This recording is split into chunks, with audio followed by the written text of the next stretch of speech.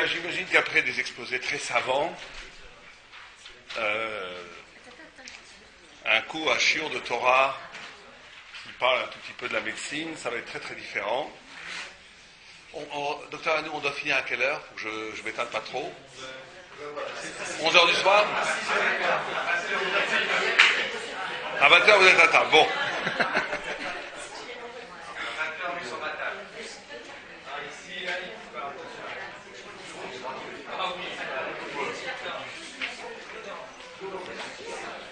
Bien, alors on va commencer, si à 20h on doit être à table.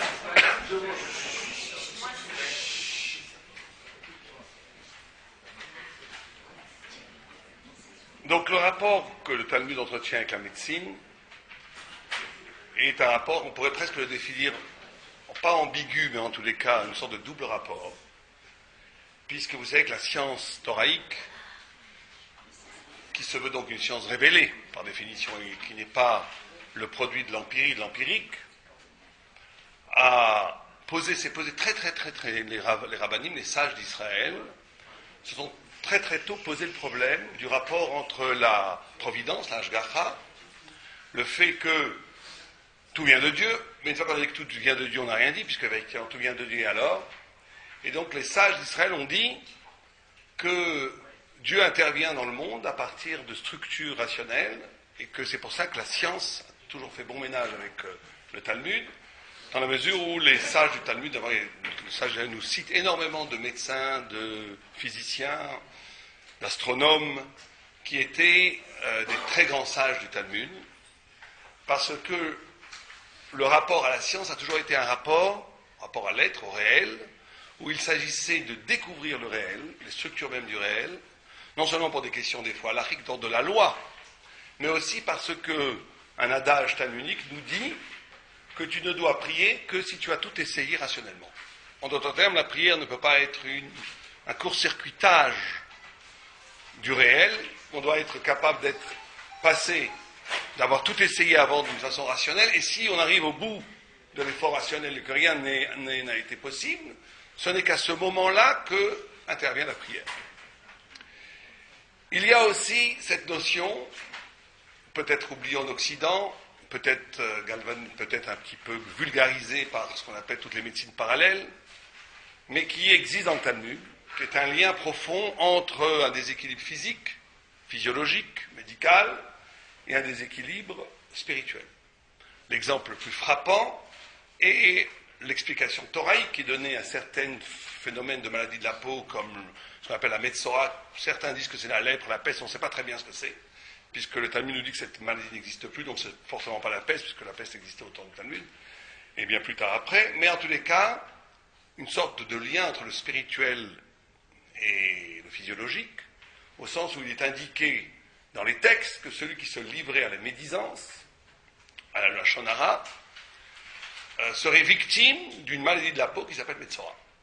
Alors les commentateurs expliquent la chose en disant, une explication métaphysique, en disant que la parole étant pour la Torah le lieu même de la vie, vous savez que pour la Torah, quand un homme parle, Dieu parle, puisque l'âme de l'homme a été créée à partir du souffle de Dieu, et que ce souffle de Dieu s'exprime par la parole, au point où d'un très grand sage qui s'appelait Hillel Hazaken, quand il arrivait un moment de l'année au Shana Rabbah, qui était un moment de grande joie, il arrivait un moment au summum de la joie, ce jour-là, il disait « Imanikan akolkan » si je suis là, tout est là. Et une sorte de panique autour des commentateurs qui disent « Qui est ce Ani, ce jeu ?» Hillel étant considéré comme la personne la plus humble de tous les temps après Moïse, comment a-t-il pu dire une telle sentence? Si je suis là, tout est là. Et les commentateurs expliquent, c'est qu'il est arrivé à cet instant de Hoshana Rabbah, qui était un instant où au temple on apportait les libations d'eau, où le peuple entier se réunissait autour de l'esplanade du temple, où il y avait des danses extraordinaires, des chants fabuleux, où le peuple était en euphorie et en joie extrême. Quand il arrivait à une telle proximité de Dieu, qui équivalait à une proximité de son essence la plus intime, il reconnaissait Dieu dans sa plus profonde subjectivité, et il reconnaissait dans sa plus profonde subjectivité la trace du divin, et donc il disait, si je suis là, tout est là, parce que justement, il touchait le lieu de la parole qui est l'origine même de la vie.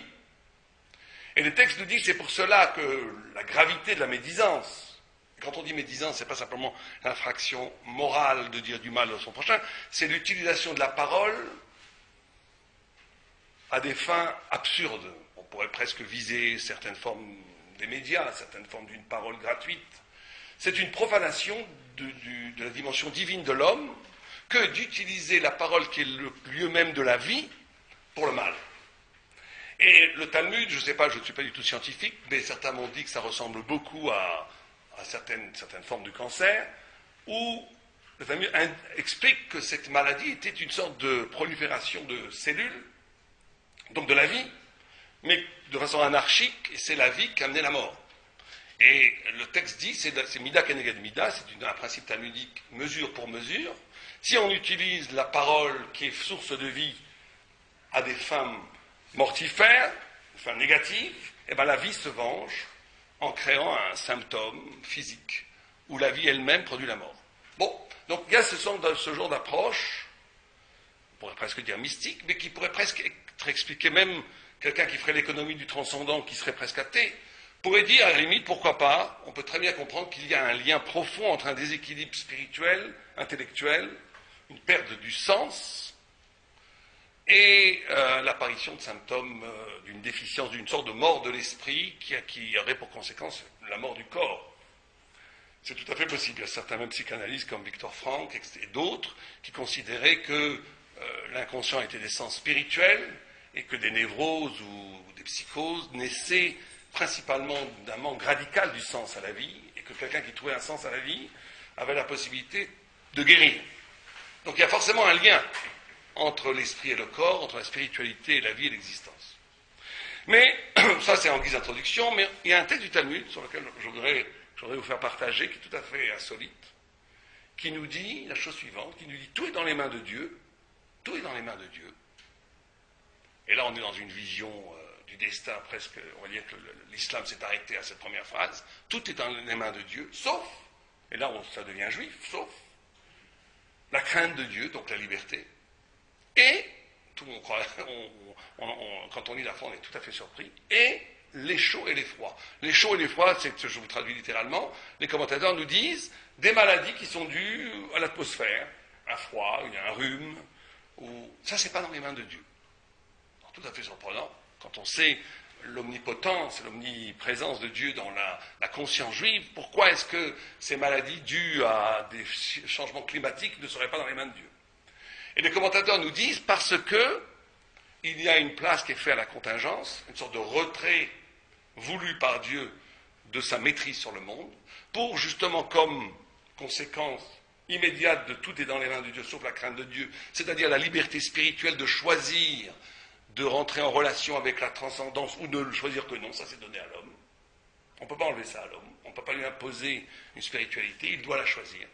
Mais ça nous indique aussi que le fait d'être gardien de son corps, Rachid dit tout de suite là-bas, quelqu'un, s'il tombe malade, c'est très souvent à cause de lui, et Dieu n'y est pour rien.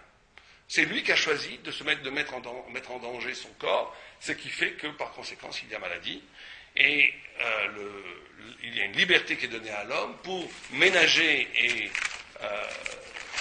entretenir un rapport au corps pour une sorte de responsabilité de santé.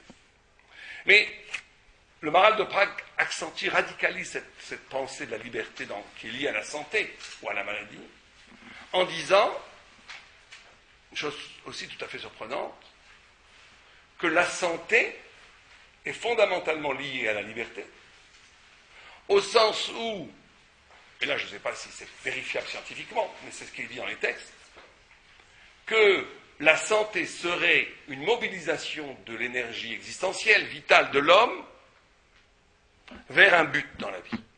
La liberté usée à bon escient va donner une dynamique existentielle à l'homme qui va empêcher une vacuité existentielle, donc qui va empêcher la maladie de s'installer dans cette vacuité.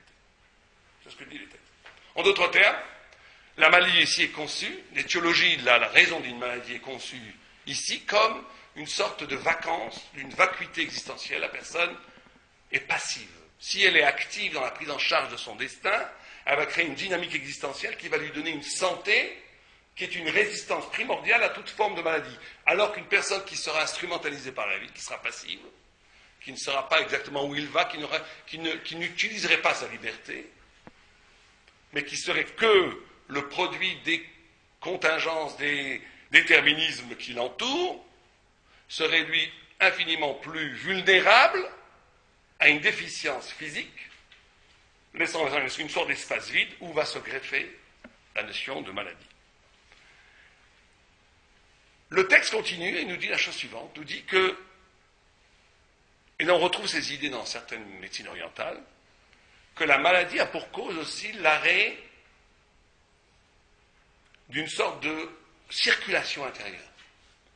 Ta'ala, la Gemara nous dit, c'est que quand à un moment donné, un élément de son corps, un élément de son existence est isolé du reste de l'existence, cet isolement va favoriser une sorte de pourrissement de l'endroit et que ça va favoriser une sorte d'émergence de la maladie. Bien. Et le Rambam, Maïmonide, le grand médecin juif, nous donne 3 ou 4 conseils très importants pour préserver la santé, qui est nourriture. Il dit qu'il faut manger 2 tiers. D'après la loi, quand vous mangez, il ne faut pas se remplir la panse. Il dit 2 tiers. Comment est-ce qu'on mesure ces 2 tiers? J'en sais. Ma femme et moi n'avons pas la même explication sur les 2 tiers. Elle me dit, tu es déjà arrivé aux 2 tiers. Moi, je ne dis pas du tout, j'en suis encore au 1er tiers. Mais bon, chacun évaluera selon ses capacités digestives. Oui, exactement. Il faut garder une petite sensation de faim. Ça, je pense que c'est complètement vérifié par la science. Deuxièmement, le Rambam nous dit, le Rambam d'ailleurs est tellement sûr de lui qu'il dit à la fin de son propos que celui qui respecterait ces 5 conseils, il en donne d'autres, mais je vous donne les 5 principaux, est certain de ne jamais tomber malade. Il le dit. Et il dit, donc la première, le rapport nutritionnel. Deuxièmement, l'exercice, faire de l'exercice, ce qui n'était pas du tout évident à l'époque du Rambam de comprendre qu'aujourd'hui on sait que l'exercice est très très important pour le maintien de la santé. Troisièmement, c'est déjà peut-être plus politiquement correct, il dit troisièmement, il est essentiel d'avoir un recul, ce qu'il appelle, comme nous on pourrait traduire par éviter les stress, mais qui serait, on pourrait le dire, un recueillement spirituel quotidien.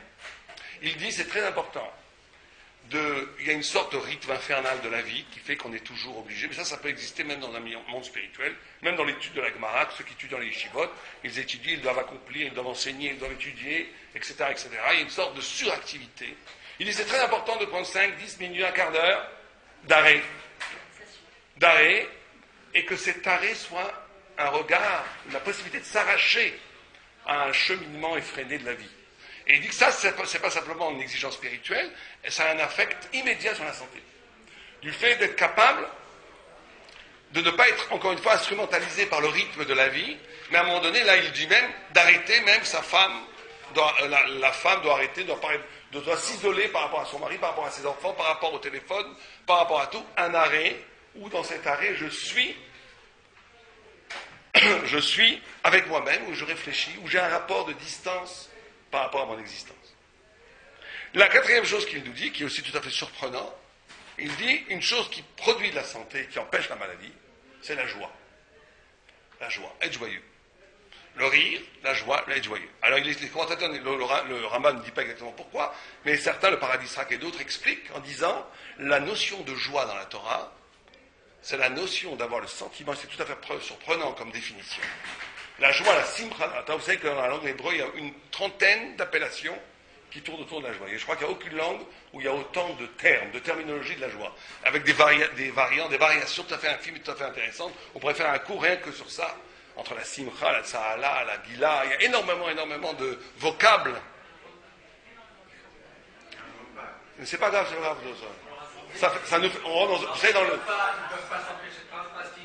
c'est pas grave du tout. Vous savez, dans les Beth Midrash, il y a un bruit fou et tout le monde continue à étudier. C'est à cause de moi. C'est à cause de moi. On fait compte dans les HLM. Vous êtes pourtant censé être dans l'hôtel le plus luxueux de Jérusalem. On va faire plus de bruit que vous. Donc le quatrième élément, c'est la notion de joie. Alors, la notion de joie dans la Torah est comprise comme avoir le sentiment de vivre ma vie. C'est la définition qui est donnée, la simcha. C'est-à-dire que d'après cette vue-là, on pourrait avoir, par exemple, tout le bonheur financier, avoir énormément d'argent, avoir une position sociale, l'honneur, tout ce que vous voulez. Si je sens que ce que je vis, ce n'est pas exactement ce que je dois vivre selon que ça ne répond pas à l'intrigue la plus profonde de mon existence, et là on revoit effectivement un schéma métaphysique, le pourquoi j'ai été créé, le sens des choses. Ceci dit, certains penseurs comme Jean-Paul Sartre et d'autres ont voulu récupérer ces catégories mystiques et les laïciser en disant que l'homme ne se réalise que quand il comprend le pourquoi de son être. Toute cette différence entre le pour soi et l'en soi, c'est une laïcisation d'une pensée tout à fait religieuse. Mais la Torah dit, on arrive à l'équilibre existentiel, à la joie. Et des fois, dit-il, ça peut être une vie très difficile.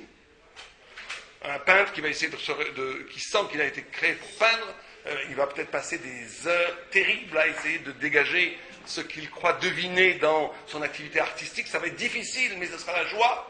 Parce qu'il sentira qu'il le fait, qu'il a été créé pour ça, ou qu'il est né pour ça, ou qu'il est dans son essence, qu'il réalise son essence. Donc c'est les 4 éléments du Rambam. Alors j'avais dit au début que le Talmud entretient un rapport ambigu, paradoxal, avec la médecine et la maladie aussi. Parce que la maladie, il y a des textes qui s'opposent, un peu contradictoires, où certains disent, on ne veut pas des maladies ni de leur mérite, puisque la maladie est vécue et comprise aussi comme agent purificateur des fautes, comme dans toute pensée spirituelle. Simplement, certains rabbins, grands sages d'Israël, qui étaient malades, ils disaient, je ne veux pas de la maladie et de leur mérite, ça ne m'intéresse pas. Bon, alors l'explication est tout à fait intéressante aussi là. C'est parce que dans la Torah, le corps, la santé, la pleine santé, est toujours vécu comme possibilité spirituelle. Il n'y a pas cette dichotomie qu'on retrouve en Occident chez les chrétiens notamment, ou même chez Platon déjà, que le corps est la tombe de l'âme. C'est Platon qui dit le corps est la tombe de l'âme. Dans le judaïsme, il n'y a pas du tout ça. Le corps, au contraire, le corps a une dimension mystique, au sens où le corps est l'occasion, ça va même plus loin, la vie elle-même, la vie première, fondamentale, est une voyelle énoncée par Dieu. Il n'y a pas de différence fondamentale entre l'existence et la spiritualité pour la Torah. Parce que vivre vraiment, c'est de réaliser un instant d'éternité. Et vous savez que tout le but des grands sages d'Israël, c'était la capacité de vivre en même temps un instant dans sa totalité, mais que cet instant est une dimension d'éternité, ce qui s'appelle l'instant d'éternité dans le Talmud. Alors ça veut dire quoi pour nous existentiellement, de façon très simple? Alors je vous donne un exemple très simple. Il y avait 3 rabbis, 3 grands sages d'Israël, 3 grands initiés, qui parlaient du rapport au désir. Et il y avait un rabbin qui disait, moi quand je vois un désir qui m'est interdit, je tourne la tête, l'autre dit, je crache la tête par terre. L'autre il dit, pas du tout, moi je regarde, ça ne me fait rien. Je n'ai aucune tentation du désir interdit. Alors les commentateurs de s'interroger, de dire, mais donc cet homme a tué son désir, c'est pas très fort. Dans la Torah, le désir est fondamental. Alors ils répondent, mais pas du tout. Il n'a pas du tout tué son désir. Mais le désir est second, en amont. Ce qui prévaut, c'est le sens de la vie. C'est la spiritualité, ce qu'on appelle nous la mitzvah. En d'autres, pour donner un exemple très simple, un tzaddik, un sage d'Israël, s'il est digne de ce nom de sage d'Israël, il ne va pas manger pour manger, ça n'intéresse pas. Manger pour manger, l'expérience animale de consommer de la nourriture, ce n'est pas intéressant, en soi. C'est Shabbat, ou pour ceux qui ne savent pas, je parle où il y a une grande mitzvah de manger, ou c'est Yom Tov, il y a énormément, vous savez, dans le judaïsme, on mange beaucoup, parce qu'il y a énormément de connexions avec Dieu qui passent par la nourriture. C'est une mitzvah, et je traduirai pour nous, ça fait sens de manger. Alors là, tous les sens s'allument. C'est-à-dire que le corps, le désir, est assujetti à un système, une marèche est un système plus profond que le système du sens à donner à l'acte physique. Et c'est en ce sens-là que le judaïsme réalise une harmonie entre le corps et l'âme, où le corps est le kéli, l'instrument, le lieu, le théâtre, de l'irruption d'une dimension spirituelle, corporelle, mais qui doit être au service du sens. Et c'est ça, comme les Balei Moussa, les maîtres de l'éthique, nous disent qu'en vérité, on pourrait définir le tzaddik, ce qu'on appelle le tzaddik le juste, et le rachat le méchant, par cette possibilité de faire le tri dans sa vie. Je me connecte avec ça parce que ça fait sens, ou je me déconnecte parce que ça ne fait pas de sens. C'est cette possibilité du choix, du sens, cette posture existentielle où je ne donne à mon corps, je ne consomme des biens, où je ne prends du plaisir, que si ça s'inscrit dans un sens, où ça fait sens, que le corps a le droit d'exister, et quand ça ne fait plus de sens, ça, le corps se tait. A contrario, le rachat, ce qu'on appelle l'injuste, lui, sera instrumentalisé par le désir, puisque tout plaisir offert, advenu, il y plonge corps et âme. Et c'est, encore une fois, alors ça c'est le côté où on ne veut pas de la maladie. D'un autre côté, on voit d'autres textes où ils disent que la maladie a une valeur en soi aussi. Elle n'a pas été créée par Dieu juste par hasard. Elle a aussi un sens. Et le sens qui est donné est un sens où l'homme va se reconnaître comme immortel. Alors c'est une notion très difficile pour les Occidentaux. Très très difficile pour les Occidentaux. Mais c'est que la Torah pense qu'en essence l'homme est immortel. Qu'en essence l'homme, et quand on dit immortel, sans parler même de la métaphysique thoraïque, tanachique, où Adam a été créé immortel, la faute l'a rendu mortel, etc. C'est que l'homme en essence est différencié de l'animal par le fait qu'il n'est pas réduit aux situations qu'il expose, qui voudraient le déterminer, le réduire à une chose. L'homme excède toujours une situation qui voudrait le réduire à l'animalité ou à la matière. L'homme est immortel parce que sa définition métaphysique la plus profonde, son âme, rejoint une dimension qui est immortelle. Il est immortel. Qu'il meure et qu'il finisse en poussière ne change rien à l'affaire. Il est dans son essence immortel. Et la maladie a la qualité, on pourrait presque dire, en tous les cas l'avantage, de nous faire comprendre, à celui en tous les cas qui est éveillé, que l'âme excède le corps. Quelqu'un en pleine santé, on a souligné l'importance de la santé pour le Talmud, mais quelqu'un en pleine santé pourrait confondre son infinité inscrite dans son identité d'homme créé à l'image de Dieu avec son infinie puissance corporelle, alors que la maladie va faire qu'il va comprendre qu'il y a une autre dimension de lui-même, que son identité ne se réduit pas au corps. D'où l'avantage fondamental que la Torah, que le Talmud donne aussi à la maladie. Et donc, quand je dis paradoxal, il y a les deux en même temps. Et c'est toujours comme ça dans la Torah, dans le Talmud, où il y a un rapport paradoxal aux choses, il faut soutenir les deux choses en même temps. Je ne veux pas de la maladie et de ses bienfaits, disent les sages. Mais de l'autre côté, quand elle arrive, alors, il y a à faire. On doit utiliser cet événement pour se reposer la question de se définir à partir d'une éternité et ne plus se définir à partir du corps. Alors, vous savez que là, ça nous renvoie à une autre grande question qui est posée par le Talmud. C'est la notion de contingence. Et c'est une question très très difficile dans la mesure où est-ce qu'on peut interpréter métaphysiquement, spirituellement, quelque chose qui nous arrive. Alors là, encore une fois, rapport paradoxal du Talmud, puisqu'il y a condamnation absolue de toute forme de superstition. On nous dit, si tu arrives une interprétation immédiate qui serait spirituelle, serait réduit à une superstition qui est condamnée. D'un autre côté, on dit que celui qui pense qu'il y a une neutralité dans les événements de la vie est complètement coupé de la transcendance de Dieu qui a créé, donc il y a un sens aux choses qu'il faut donner. Et là, ça nous renvoie donc à cette notion de donner un sens à la maladie. C'est très très important pour le Talmud pour avoir la possibilité même d'accéder à la guérison, d'être maître de sa maladie, ne pas être victime et soumis à sa maladie.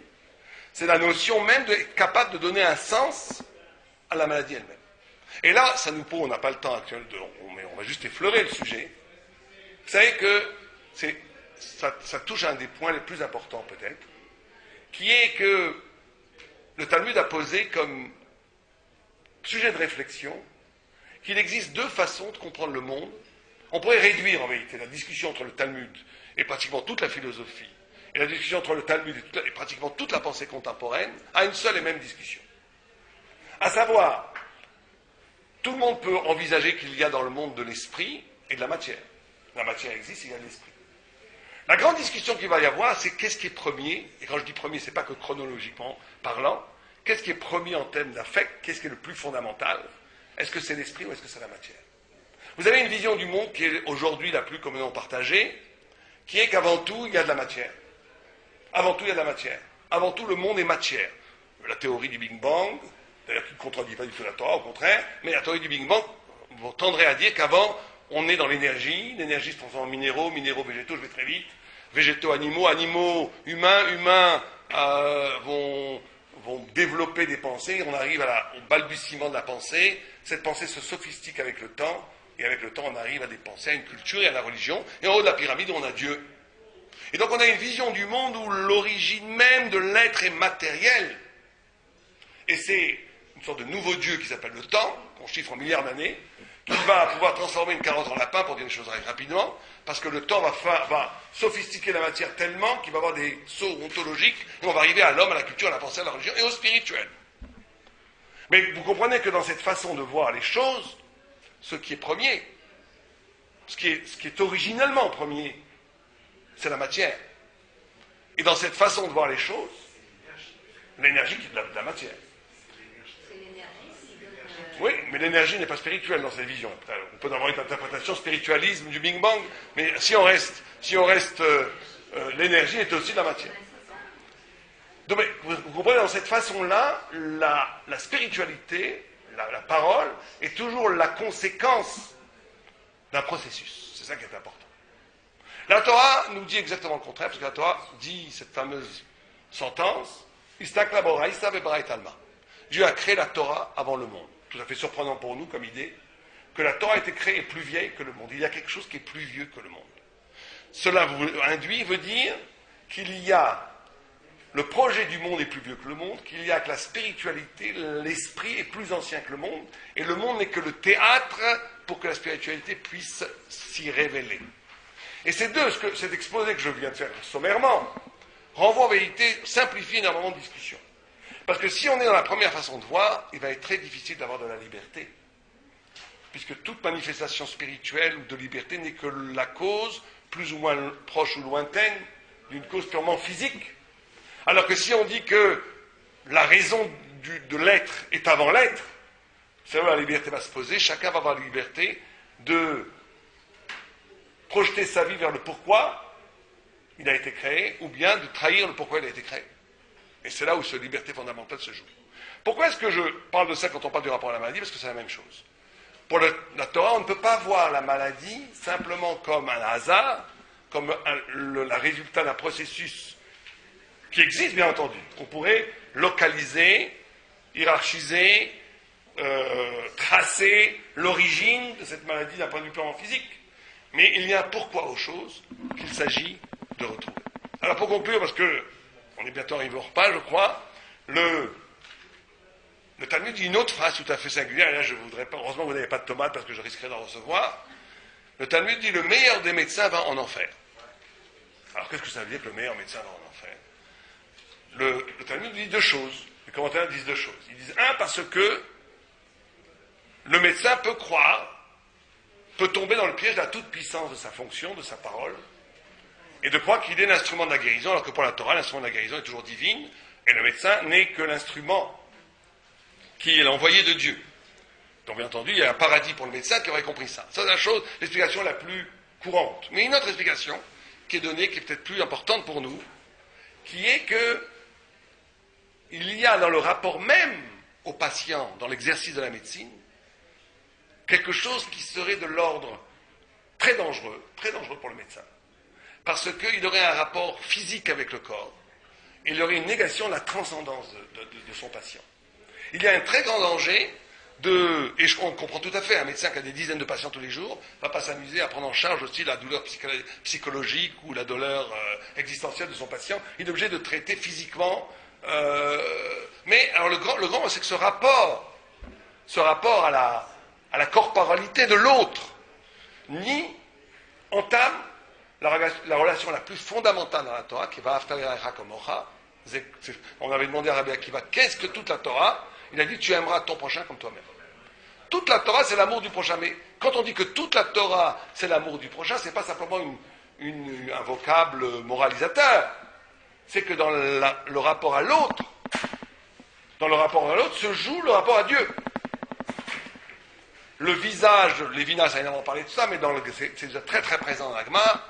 L'autre comme autre implique l'irruption, la trouée d'une immanence, le visage, la présence de l'autre et la révélation de quelque chose qui n'obéit pas aux règles tout à fait rationnelles. Il y a l'irruption radicalement autre dans le rapport de chacun. C'est pour ça que chacun est unique. Et le rapport, et surtout aujourd'hui, le médecin de campagne encore avait un rapport tout à fait extraordinaire avec ses patients, mais aujourd'hui, avec le double impact, de l'industrialisation de la médecine Et le fait aussi que on est obligé de gérer des choses, comme par exemple des choses aussi bêtes que où est-ce que les gens vont dormir, là, plein de choses comme ça, qui fait qu'on a un rapport presque matérialiste à la vie de l'homme, et c'est peut-être là où se trouve l'enfer promis aux médecins qui ne feraient pas attention à ça. Il y a un deuxième facteur, c'est que vous savez que l'écroulement de toutes les valeurs, spirituelles et même morales en Occident, et pas qu'en Occident, ont fait que tout tourne autour de la valeur économique. Pas tellement parce que les gens sont plus radins qu'avant, ou plus intéressés, ou plus âpres à l'argent qu'avant, mais parce que c'est la seule valeur qui est encore efficace. Et donc le discours va s'inscrire autour d'un discours économique qui lui fait sens, et les autres discours vont être un peu oubliés. Et là on nous dit, aux médecins on dit, il faut faire très attention. Si un médecin malade, ça va plus là. Et donc, et je vais finir cet exposé en vous lisant la prière des médecins écrite par Maïmonide, qui est très très belle, je vais vous la lire, où il dit comme ça: éloigne de moi l'idée. Alors chaque mot pèse. Alors je vais le lire doucement et on va finir avec ça. Éloigne de moi l'idée que je peux tout, donc de ce dont on vient parler. Et donne-moi la force d'élargir mes connaissances. Encore une fois, l'amour de la connaissance. Mon Dieu remplit mon âme d'amour pour l'art médical. Là encore, il y aurait beaucoup à dire. L'art médical, le Rambam, Maïmonide, considère la médecine comme une science, il vient de le dire, mais aussi comme un art. Donc le rapport artistique à la connaissance scientifique nous souligne une certaine forme de pratique qui ne serait pas réduite à une connaissance purement rationnelle. Il y a une sorte d'art. L'art, c'est-à-dire de laisser aussi une place à l'inspiration, une place au souffle divin, une place surtout à une sorte de génialité contrôlée que chaque médecin est censé avoir pour sentir les choses, bien entendu toujours contrôlées par une connaissance, pour ne pas tomber dans une folie interprétative, mais qu'il faut aussi cette interprétation artistique qui est fondamentale à l'art médical et pour les créatures. N'admet pas que la soif du gain, alors en France je crois que vous n'avez plus de problème avec ça parce que vous êtes très mal payé, mais n'admet pas la soif du gain et la recherche de la gloire m'influence dans mon art. Donc c'est pas, encore une fois, cette délicatesse intellectuelle du judaïsme, c'est pas que le gain est quelque chose de mauvais. Il ne dit pas ne me donne pas d'argent, je ne veux pas gagner d'argent. Mais il dit que ça ne m'influence pas.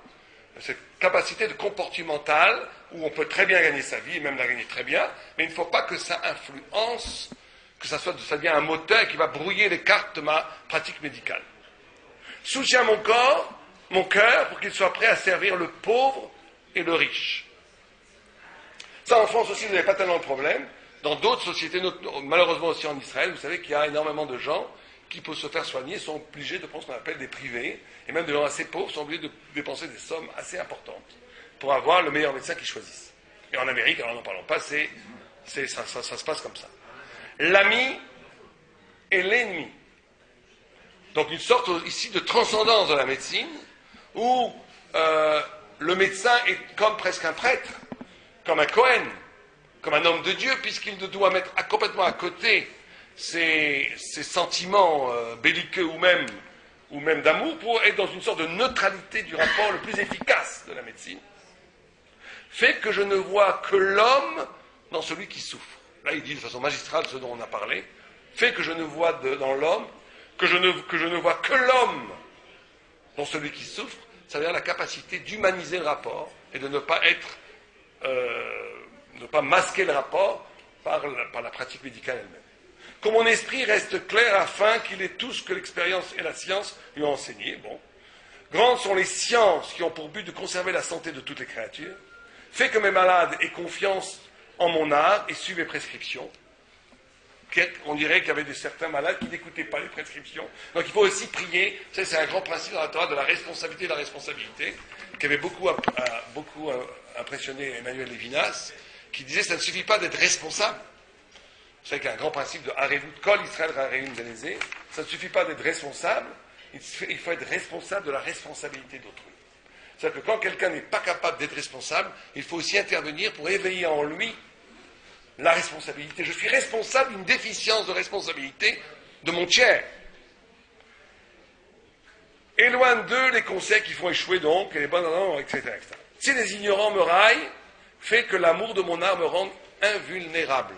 Là aussi, une sorte de travail sur soi, d'humilité, de ne pas intégrer sa pratique sociale dans une socialité qui fera que j'essaye d'une réussite médicale qui est calquée sur le regard de l'autre, mais qui est une sorte de rapport invulnérable à la fidélité de ma connaissance et de mes capacités. Pour que je préserve sans égard au prestige et à l'âme de mes ennemis, prête-moi, mon Dieu, l'indulgence auprès des malades entêtés, fais que je sois modéré, mais ça c'est extraordinaire, fais que je sois modéré, mais insatiable dans mon amour de la science. Modéré, c'est-à-dire que le rapport à la science ne peut pas être un rapport idolâtre, un rapport fanatique. On sait très bien que la science est elle-même limitée. Il faut être capable, dans une vie scientifique, de laisser entrer d'autres dimensions que celle scientifique. Mais il faut que ce relativisme de la capacité scientifique ne doit pas éteindre le feu sacré de l'appétit du savoir. Oui. Et éloigne de moi l'idée que je peux tout. Très simplement, éloigne de moi l'idée que je peux tout. Donne-moi la force d'élargir mes connaissances, que je puisse découvrir dans mon savoir des choses que je ne soupçonnais pas. Ça aussi, c'est un principe talmudique extraordinaire qui nous dit, méfie-toi quand tu comprends tout. C'est à ce moment-là qu'il faut que tu te poses la question, si j'ai tout compris, c'est que j'ai quelque chose de fondamental, qui est au cœur même de cette compréhension, et qui est là. C'est que le Gaon de Vilna disait que tout éclat de lumière, tout éclat de connaissance, est en même temps un éclat de connaissance qu'il ne faut pas mépriser ni négliger, mais il est aussi le masque, par son éclat lui-même, d'une connaissance plus intime, plus subtile qu'il faut découvrir. La connaissance est des fois elle-même la source d'une méconnaissance qu'il va falloir démasquer. Et c'est ce qu'il dit ici, qu'il y a toujours une connaissance que je ne soupçonne pas dans la connaissance elle-même. Car si l'art est grand, l'esprit de l'homme pénètre tout, et là encore c'est une confiance presque indéfectible dans la grandeur de l'homme. Si l'art est grand, ce que j'ai reçu comme initiation, ce que j'ai appris, l'art est grand. Mais l'esprit de l'homme, si je donne à mon esprit toute sa dimension divine, de lumière, il peut pénétrer au-delà même de ce que j'ai appris. Et c'est comme ça que finit la lettre du Rambam. Et j'espère qu'elle sera un éclaircissement pour nous tous.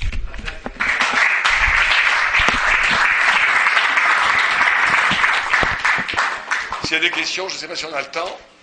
On fait des questions ou on zappe sur les questions? Il y a une petite question parce que j'ai bien peur que ça date. Est-ce que ça peut avoir quelque chose à faire avec le principe des nettoirs, des références? Oui, bien sûr, c'est très lié. La notion que la Torah se doit d'embrasser en elle-même. Il y a aussi la fameuse adage Chochma bagorim ta'amin, ve'Torah al ta'amin. Si on te dit qu'il y a la sagesse chez les nations, crois-le, de la Torah ne le croit pas. Donc il y a une sorte, encore une fois, d'hierarchie du savoir, mais il y a un savoir qui vient de la terre, qui est tout à fait fondamental pour la compréhension de la Torah elle-même.